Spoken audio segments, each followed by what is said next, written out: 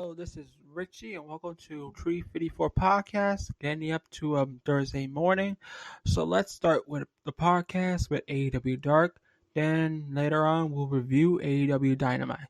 Here's Dark's lineup: Sean Sears versus KTB, Damian Farron versus Ricky Starks, Danny Limelight versus Brandon Cutler, John Cruz versus Peter Avalon, Shayna versus Tasha Price, Kylan King versus Kalina Perez, Adam Priest and Sean Maluda versus Best Friends, Leva Bates versus Alex Garcia, Angel Fashion VSK and Sean Donovan versus Gun Club, Aaron Soto versus Matt Seidel, Eva Uno, Grayson versus Fuego del Sol and Baron Black, Griff Garrison, Brian Pillman Jr. versus Cesar Bonnier and Ryzen, Lindsay Snow versus Eva Lees, George South Jr. and Bobby Wayward versus The Acclaim, Chaos Project versus Alex Chamberlain and Seth Gargis, Lady Frost versus Red Velvet,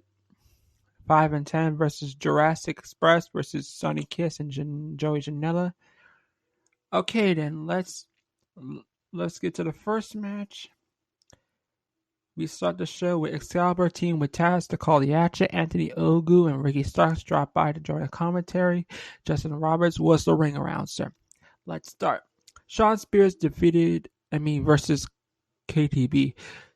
Tully Blanchard was ringside during the contest. Scorpio Sky's music hit. He made his way to the stage to observe the action. Sky had a piece of steel that Spears used to load his black glove, even though Sky's mind games took Spears' focus away from his opponent.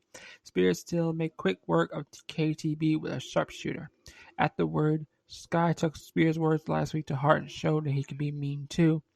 Sky hit the instant KTB with a TKO. Sky exited while getting physical with Spears. Later in the show, Alex Marvez asked Sky for a response to Spears' statement that there would be no rematch. Sky left without speaking. Ricky Starks defeated Damian Fern Rochambeau for the win. We go on to Brandon Cutler versus Damian Limelight. Cutler had to show grit and perseverance to pick up the 5th win in a row. Limelight brought the pain, especially with a countering suicide dive into an armbar on the floor. Breaking the ring, Cutler caught a flying crossbar for his TPK finisher. We go on to Peter Avalon versus John Cruz. Avalon has a bit of trouble. He quickly turned around with a fireman carry facebuster, then a rudder double knees to drive Cruz's head into the mat. This marks Avalon's 2nd win in a row. Shayna defeated Tessa Price. This was Shayna's return to AEW after 8-month absence due to COVID travel restrictions. Shayna exploded for the stunner, Ryan dropkick, then a bridging tiger suplex for the victory. Kylan King defeated Kalina Perez. King clean press clock with a missile dropkick, released a German suplex, and forward slamming facebuster variation. Best Friends defeated Adam Priest and Sean Mulata. Anna Cassidy was ringside. The Best Friend handled business and closed it with a hug, then 2 separate apologized to Priest with Chuck Taylor to pick up the pin. Leva Bates defeated Alex Garcia. Bates was on the attack with near falls on a bridging or slave suplex and a backstabber. Bates was victorious via 3-quarter Nelson pin. Afterwards, Bates handed Garcia a copy of the Young Bucks news book. Gun Club defeated Angel Fashion, VSK, and Sean Donovan. The Gun family mocked Taz by wearing towels over their heads and walking a strong man strut. Austin won with a hip toss neckbreaker. Matt Seidel defeated Aaron Solo. Seidel used a Korea pins, kicks, and submissions to gain the advantage. A roundhouse kick, then a rocking cradle slam to close it out. Eva Uno, Grayson versus Fuego del Sol and Baron Black. Dark Order rough out the competition. Uno cleaned it with a flatliner to Fuego. Grayson, Brian Pillman Jr., the Hollywood Blondes versus Cesar Bonnier and Ryzen. Garrison had a impressive belly-to-belly superplex. The Blondes pick up the win on an assisted flying neckbreaker. Evilise defeated Lindsay Snow. Las Casera was too experienced for the Snow. Evilise often had a kick to counter at the ready. A snap made into a head kick, turn out Snow's lights with a 3 count. The Acclaimed versus George South and Bobby Wayward. Max Caster spit runs about slamming mamas. He waited for Anthony Bowens to step in the ring for acting tough. The Acclaim once again back out their trash talk with a suplex to a flying elbow drop combo. Chaos Project defeated Chamberlain and Seth Gargis. Serpentico was tired of Luther slamming it as a battery ram, so he tried to reverse the roles. Serpentico didn't have muscle to lift Luther. Chaos Project found success with an assisted flying double knees finisher. Red Velvet defeated Lady Frost. Velvet railed for a bulldog overhead toss and a single leg drop running drop kick to win. Jurassic Express defeated by number 5, 10, Sunny Kid, and Janela in a three-way. The main event was hectic with fast-paced craziness. They took out a cameraman for crying out loud. Jurassic Express won with an assisted powerbomb from Jungle Boy to pin 5. Brooding Scorpio Sky had me intrigued. Although the TKO was a jerk move, it would be funny if there was a long payoff to Spears finally finding a tag team partner in Sky. How I much prefer a babyface Sky sorry to mind games earn the rematch. Will this lead to a steel slug on a pole match? Shayna was suppressive. She was smooth and no rust in her return. AEW should rush to build for a TV title shot against Hikaru Shida while they have Shayna on a hand. A couple of wins for the momentum and a number of contender multi-women mismatch, and we're all set. Damn, Limelight was an enhancement starting the night evening. Hanging with Button Cutler doesn't say much in a K-Pay picking order, but it was more about his attitude and style and moves that resonate. So I share my thoughts with Dark. So, well, later on, I will do a review of AEW Dynamite. So stick to that. Stay tuned for that. But I'll leave you on later on. I'll leave you with this. AEW Dark is doing good, and yesterday's Wednesday night's Winter is Coming show I just saw last night. It is amazing. I will review it later on. So hang tight. We're back. Now we're gonna review AEW Dynamite right about now. Winter is just coming, folks. Winter is here. AEW doesn't have another pay-per-view until 2021. So the episode of Dynamite looks like a biggest show until then, at least on paper.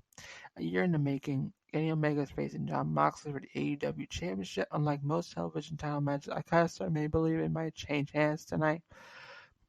The Dynamite intro is Winter Coming themed. Jim Ross welcomes us to Dynamite and tells us it's 40 degrees in Jacksonville. Nevertheless, the shitless men arrive in the ring as time for the Dynamite Diamond Battle Royal. After a brief pre-recorded promo on MJF, the match gets underway. Justin Roberts mumbles something about the winners of the Battle Royal fighting next week for the ring. This is a slow build kind of Battle Royal. It's a chaos from the start, difficult to follow the elimination order and while recouping at the same time. Some highlights: Dark Order team up with Hangman Page in the match. After watching Scorpio Sky eliminate Shawn Spears, Tully Blanchard gives him the steel slug for his glove as Spears hits Sky with it, allowing Wardlow to toss him out. Matt Hardy is the king of the Battle Royal, eliminating a bunch of people. When he eliminates members of the Dark Order and Hangman Page goes after him. This leads to a really cool sequence of Mark Quinn and Matt Hardy try to eliminate Page with a Power J motion, but Dark Order catches him so his feet doesn't hit the floor, put him back in the apron. Page hit the buckshot lariat on Quinn. Sadly, Hardy eliminates him after that, and he leaves with Dark Order. Myro is the one to eliminate both Hardy and Quinn. Then he takes out Joey Janela, and that leaves just Myro, Jungle Boy, in the inner circle. MJF, Sammy Guevara, Wardlow. Sammy and MJF spend most of the match standing in the car behind Wardlow, guarding them, now trying to jump Myro. He takes them all on. Myro and Wardlow had an extended punch battle, and Myro looks about to ready to eliminate Wardlow, but MJF, Sammy Guevara recovers and saves Wardlow. They eliminated Myro and is now the inner circle and Jungle Boy for the final four. Jungle Boy takes them all on. He has a ridiculous back and forth acrobatic battle with Sammy Guevara on the apron, makes it all the way to the top turnbuckle. MJF shoves both of them to the floor. Sammy is pissed, but MJF claims to trying to take out Jungle Boy. In any case, That makes MJF and Wardlow the winners, or does it? Orange Cassidy lying on the outside was never eliminated. Another cool sequence. MJF poses for the crowd while Wardlow tries to make short work of Cassidy, but Cassidy manages to knock Wardlow into MJF, nearly eliminating him. As some miscommunication between Wardlow and MJF, Cassidy eliminates Wardlow.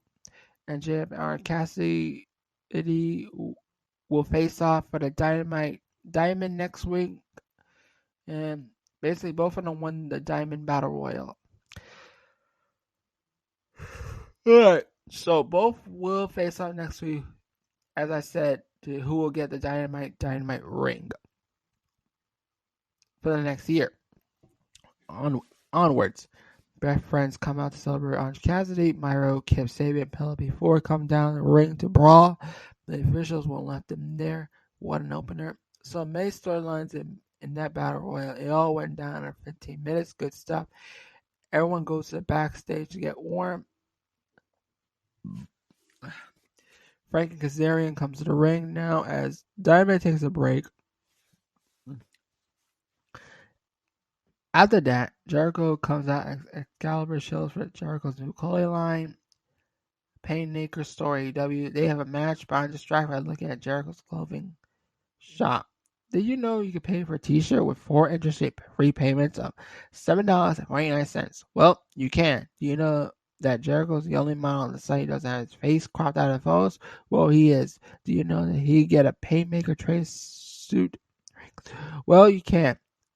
For the 4 interest-free payments of $17.49 for the pants and the 4 interest-free payments of $19.99 for the jacket. Okay, I stopped looking at the website. So there's a match taking place. Engineer comes out, acts like he's going to throw in the towel on Jericho, causing Sammy Guevara run out and stop him. When Jericho sees Sammy, he thinks Sammy's trying to throw it in. Jericho almost loses it to a roll-up, but he kicks out and hits the Judas effect for the win to win. There's some notes. Kazarian put Jericho on the wall to Jericho, and imagine Jericho tapping out to his own move. Anyway, Sammy shoves MJF after the match. The opposing factions are about to brawl. Jericho said he had enough of this bullshit. He tells everyone in the Inner Circle to think about things. Next week on Dynamite, they're deciding where they can work together as a team or break up forever. Alex Marvez interviews the Bucks. He asked them about facing Hybrid 2 next week. The Bucks said they're fighting champions, but TH2 haven't already shot yet. They can win the match. They can have the title shot next. I'm not a fan of being the chance for a title shot gimmick personally. The Acclaimed showed up and mocked the Young Bucks, but one cuts a freestyle rap. The Bucks accused him of ripping out John Cena's gimmick. TH2 jumped the Bucks while the Acclaimed shouts Will Star. I'm not sure how I feel about this segment.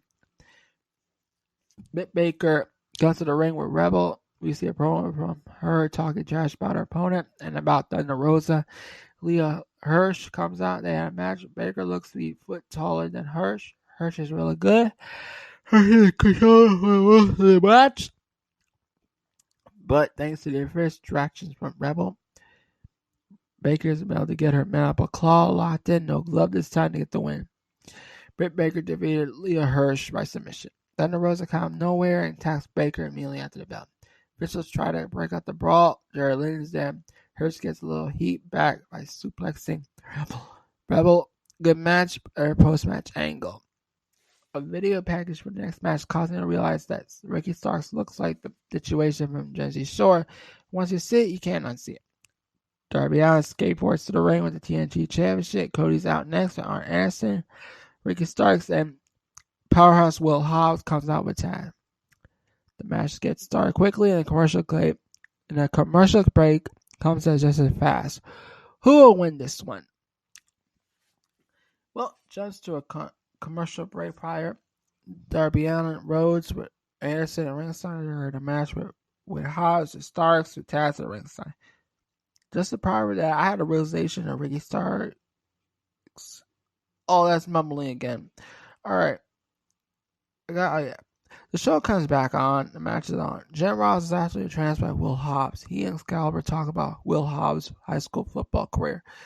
JR lists off his weightlifting stats. Darby Allin most of his match, getting his ass kicked playing sickle field. Cody, he's the one with the belt. Cody gets the hot tag, takes on Hobbs and Starks. He gets so fired up, he pulls out the weight belt, tosses it into the empty portion of the stands.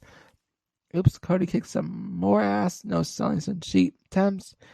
Allen tags himself, and as Cody hits the Cody cutter on start, Cody hits a punch and Hobbs.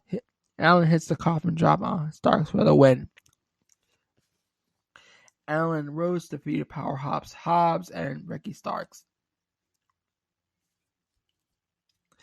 Hobbs attacks after the match, takes out Cody, beats down Allen. Anderson gets in and steps to Hobbs. Then he gets a few good shots, but he gets taken down by Hobbs and Starks. Dustin Rhodes comes out to turn the tide. Brian Cage comes out to turn it back. Taz directs traffic as Cage hit Cody with the F5. Then he Starks hold Cody so Hobbs can hit him with the belt. But the lights go out. A winter themed video package plays on the Kitron. Holy fuck is Sting. Sting comes out with a fake snow for his entrance. He got his baseball bat. Harry Tony Schiavone shout, "Sting is here," warns my cold dead heart. Sting comes out to the ring and comes face to face with Arn Anderson. Taz and his boys have fled. Sting walks over to Dustin Rhodes and stares at him. Then Cody, then Darby Allin, who stand up. Then they can have a proper stare down. Sting gives the crowd a few woos and leaves. Dynamite takes a commercial break. Excalibur is still marking out over Sting. Tony Schiavone says Sting has signed a multi-year contract with AEW. How's that news? He adds. You don't even know how to go to Hotline to get it, say JR. This is the biggest episode of Dynamite ever, says Excalibur. Come on, Tony. This is your moment. Say it. This is the greatest night in history of our sport. Sadly, he doesn't say it, but we're all thinking it. All right. MJF versus Orange Cassidy at Diamond Ring. The Young Bucks versus Hybrid 2. Dustin Rhodes versus Dark Order 10. The Inner Circle JM. FTR versus Varsity Blondes. And the Bad Night Action. That's next week, folks. Also next week, Sting speaks, but right now, Moxley cuts a promo about the main event, which is starting after commercial break. Concals is on the commentary for the main event. He's commenting more for AEW lately. He is for Impact. Justin Roberts does the introduction. Kenny Omega has out first, and then Moxley. Moxley entrance includes a walk from the hallway to stands to the ring. Dynamite then takes one more commercial break for the match. There's a half hour left in the show when the bell rings. Jim Ross assures that if the match goes longer than that, the AEW will stay on air. The small crowd is loud as hell as the match started. 40-degree weather and all. The match starts slow with long feeling period in the ring where Omega might have an advantage. Then it spilled outside where Moxley had the advantage, and he knows it. Moxley and Omega brawled in the ringside arena do picture-in-picture commercial break, but right before the break, Omega dropped Moxley on the barrier. Omega brings the match back inside. Moxley in trouble. Omega zeroes in on that left leg. Moxley doesn't have much of an answer for it. I take a lot of punishment. Moxley finally managed to hit a variety of suplexes on Omega. He still continued to sell a knee into another picture commercial. I know in the picture commercial. I appreciate this in spirit. I only incapable of not watching commercials. They're louder. They take a bigger portion of the screen. I guess that's probably the point.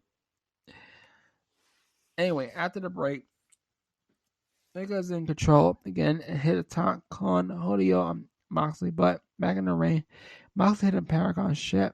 Doesn't pin Omega. He rolls out of the ring, gets two steel chairs, set them up, face each other, sits in one. He invites Kenny to sit in here. He does. Moxley tells Omega to hit him in the face. Omega does it. They trade punches, slash from the chairs. Moxley wins the exchange, but Omega hits Moxley with a V-trigger. He hits pairs of snapdragon suplexes, but Moxley dodges a second V-trigger and hits a German suplex. Omega hits a V-trigger. Moxley hits a clothesline. He hits his second Paramount ship. Now he clicks the cover, but Kenny Omega kicks out. Sorry, I'm a little tired. Omega rolls out of the ring. Moxley goes for a suicide dive, but Omega counters it with a V trigger. Back inside, Omega hits a missile drop kick and a V trigger and a title driver, and he for a 2 count. Omega goes for another V trigger, but Moxley catches it. Omega tries again, hits it. He goes for One Wing Angel. They trade reversal to Omega hit a drop kick. Now he hits a ripcord V trigger and goes for One Wing Angel. Moxley countered it on the way down. Omega counters it, hits a German suplex for the. He goes for the feet splash, but he flips on the rope. Moxley's trying to shove him, but really Omega fell first in the out home. Outside, Moxley DDT Omega into the ringside heater. Doctor comes out, next checks on Kenny. Don Callis, all his commentary goes down there. They're saying Omega hit the concrete and fell. It's a work though. Moxley does the officials out of the way and tosses Omega in the ring. He mounts him and punches him in the head. Don Callis has a microphone. Please, the referee, stop the match. Moxley punched him in the face. Callis dropped the microphone in his hand. The referee tends to Callis. Omega hit Moxley with Mike. Was that plan all along? Moxley's busted open. Omega pulled out his knee pad, hit a V trigger, and another, and then third to the back of his head. At Moxley leaning on the rope, a fourth to the face as Moxley sits in the corner. Now, finally, a One Wing Angel. He pins him. Kenny Omega defeated Jon Moxley to win the AEW World Championship. Don Callis laughed, grabbed the belt, and gets to the ring to usher Omega away. They quickly exit the ringside as AEW staff are outraged. So is the commentary. JR said they're running like scalded dogs. They make it to the parking lot when Alex Marvez tried entering them. Don Callis told Marvez, we can find out on Tuesday night. Marvez like, but Dynamite is on Wednesdays. He said he Omega was playing it all on Impact Wrestling. Holy fuck shit. Well, as AEW goes out the air, Eddie Kingston jumps on the commentary to call line search for next week, and that's it for Dynamite. Wow and wow. What an episode. Sting, Omega, Callis, Impact, Moxley going undefeated for a year to make this loss so shocking and powerful. Omega's mom's long, slow, burning turn, heel turn, culminated so perfectly. Don Callis in a rare form, telling the AEW audience that the new AEW champion will explain himself on Impact Wrestling next week. Wow. Alright, so that was my review for AEW Dynamite and AEW Dark. I'll see you again for next week for the Fallout of Winter is Coming special. So stay tuned.